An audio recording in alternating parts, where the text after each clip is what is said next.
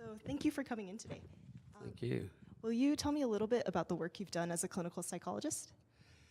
Yes, I will. It helps being a Jungian that we define our terms. And Okay. psyche means soul in Greek. It's the same word for butterfly and breath. And although my daughter says I'm half a psychologist, as in psycho. Ah. So I've been involved in soul since I was a teenager. But after I graduated from the University of Texas with a business degree, I had a spiritual awakening my senior year, and I just felt called to go into Christian youth ministry. So I went to seminary and worked with high school kids in Dallas and East Texas, awakening their soul and their world. And then out of that, I realized they had a lot of problems I didn't know how to address. So I went back to school to get my master's in counseling psychology, which means I moved to Houston to do that. And then after I got that, I got on with MHMRA of Harris County, where I had 70 schizophrenic, borderline people, really soul-wounded people. And while I was there for 7 years, I did my doctoral work in clinical counseling psychology at the University of Houston. Oh, okay, awesome. Started a private practice, did that for many years, and with my religious background, I speak in churches and stuff, many, many places. Over the years, retreats, conferences. And then one church I was speaking with, some woman asked me to have lunch, and turns out she hires for clinical psych at University of Houston. And she said, well, you need to be teaching at the university. Oh. And I remember saying, well, I've been fired from 3 churches, so she said, oh, you'd be perfect. So I started that. I'll start my 19th year. Oh, wow. There. I started, so I do a Jungian bent by not psychology as mind, which the collective world and the educational world. The research world sort of has it, if it can't be digitized, we're not interested. And as you know, much of the human experience cannot be digitized. And Jung taught us this a lot. In our religious histories and philosophies, we know this. There's so much more to a human being that can be measured. So anyway, I've been coming to the Jung Center since 1975. Wow. And I've been teaching here since probably 97. 97, wow. 97. And so I have a private practice, counseling. I teach at the university, and then I'm privileged to be here one night a week. And then I do a parenting class. I've done that for many, many years here, too. So, like I said, my daughter says I'm a psycho. So what attracts you to Jungian psychology in particular? Absolutely. Well, Jung sort of picked up from his own tradition, watching his father's, as he writes, eyes go dead, being Lutheran pastor, that church work seemed to kill the spirit in his father. And then historically, when Nietzsche's line, Nietzsche was probably the first modern psychotherapist, when he said God is dead, which people quote that, but there's a comma to finish the sentence, and we've killed him, using that language. Well, Jung came along and said, wait a minute, the mystery, the numinous, the sacred, the soul of life, the God, using that word, is alive in our complexes, in our depression, our anxieties, in our synchronistic events, all through our experience, using Plato's idea that we're not spiritual beings, we're not human beings looking for some spiritual high like the Astros winning.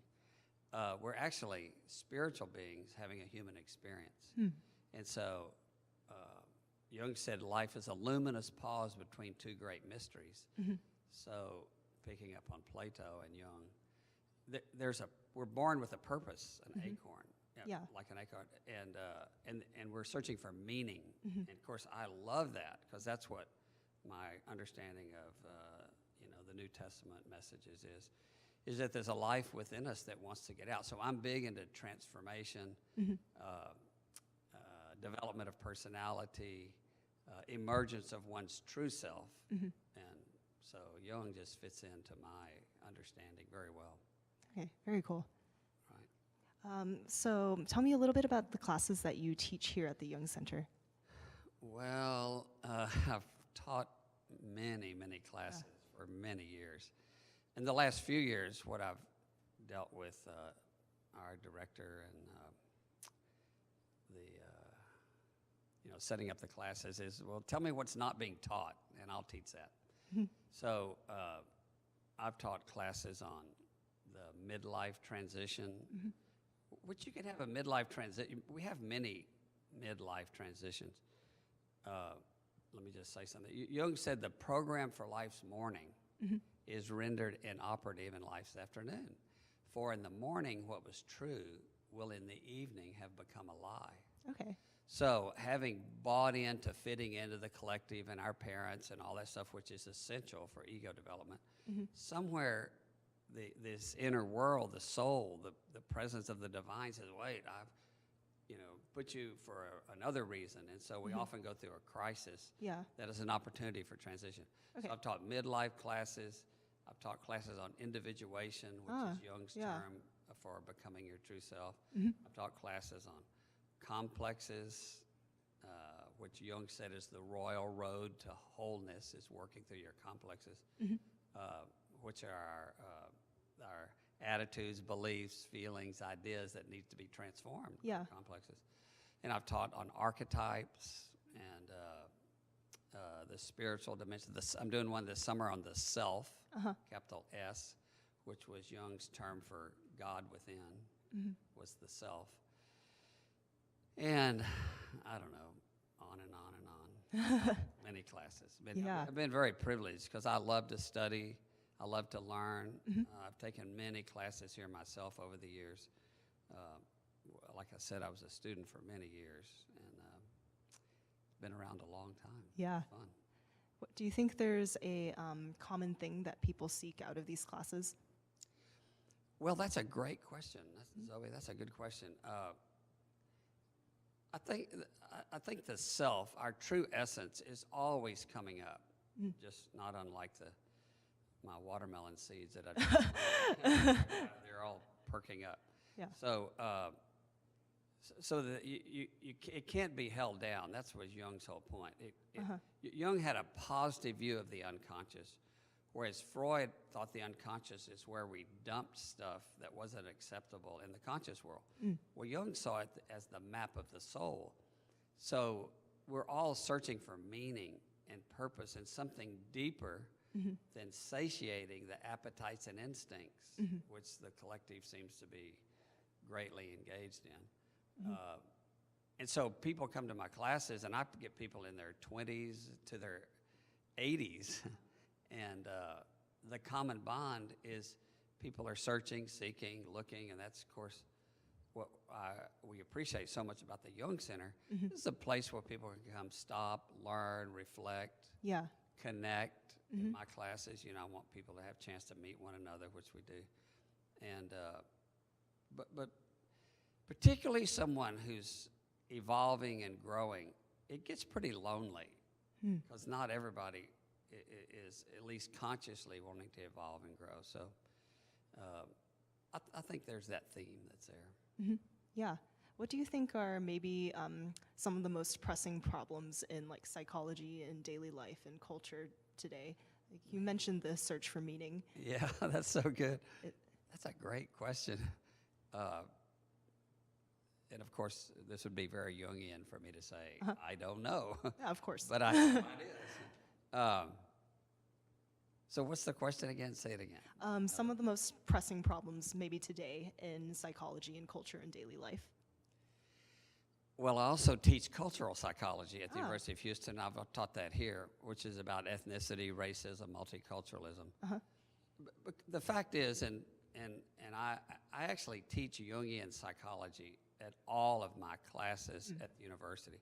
And I've taught graduate school at Houston Baptist for 5 years because it's important for us to see that there's depth in us. Yeah. The world is deep. Yeah.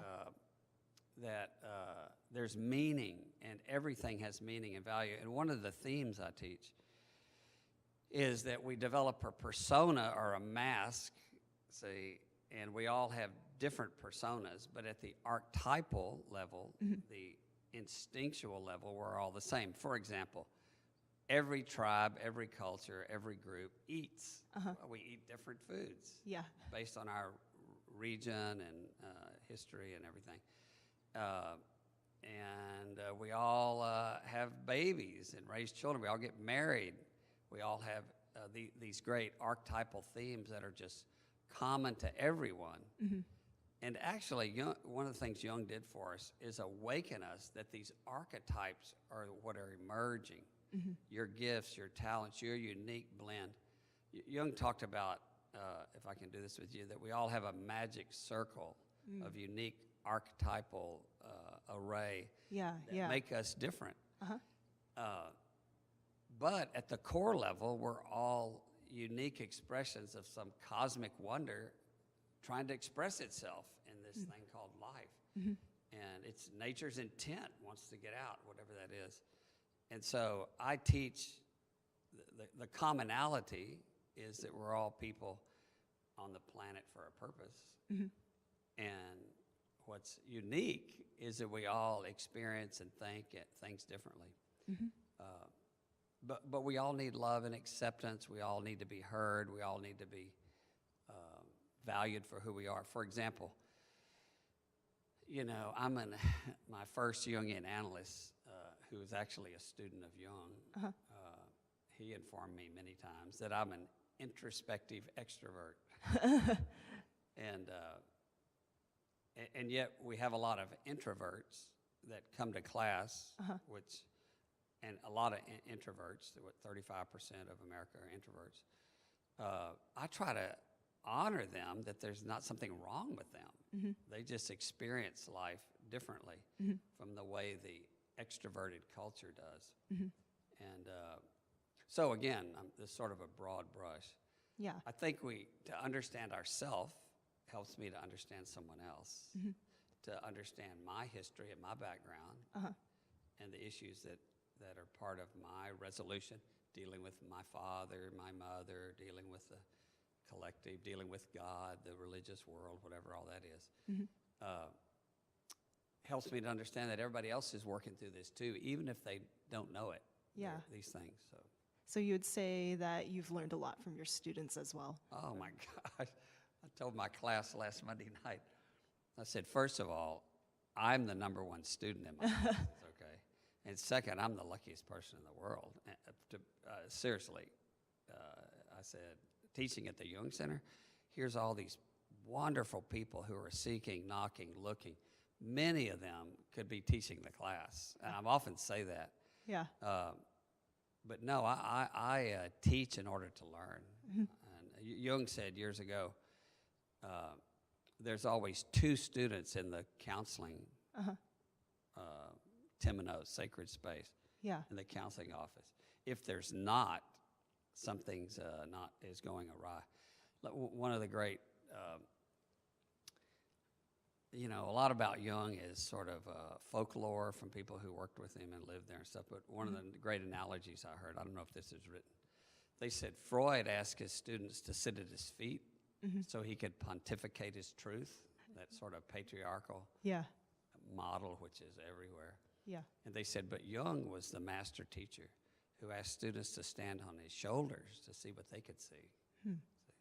And so in my classes and as a therapist and as a person, I hope I help people see more of what's going on in their life.